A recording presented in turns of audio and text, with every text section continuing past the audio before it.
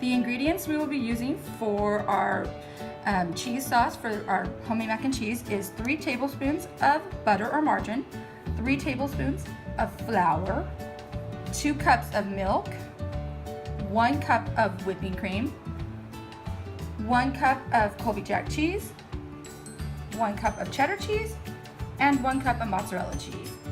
The first step will be melting 3 tablespoons of butter and then adding 3 tablespoons of flour. Once that is melted together, we will add 2 cups of milk and a cup of whipping cream to create the roux. Once that boils and starts to thicken up, we'll add the cheeses. First we'll add Colby Jack, a cup of that, a cup of cheddar, and then a cup of mozzarella. We begin by turning the heat up to medium, and we let the butter begin to melt. We're going to use a whisk to help the butter melt a little faster, and then when the butter is melted, we will add the flour to create the roux. Now that the butter is melted, we'll add our 3 tablespoons of flour, and we will whisk that together. Give it a few minutes, a few seconds to heat up.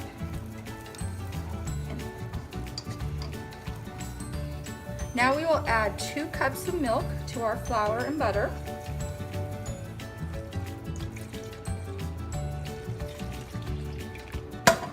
And a cup of whipping cream.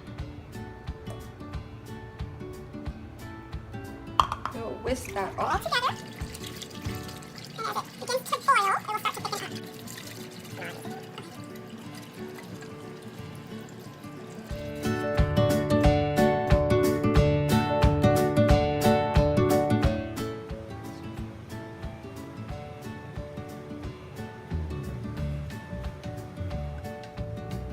Now that the roux has begun to boil, we will start adding the cheese.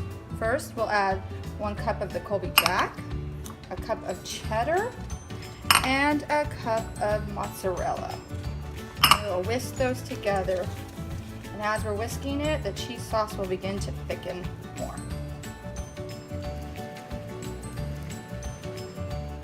This is the final product. This is what it should look like. If you would like to add more cheese, you can. Also, you can add it to your macaroni noodles. I like to add it to my noodles and then put some more cheese on top, and also add some breadcrumbs, and then I like to bake it in the oven at 375 for about 20 minutes and then enjoy.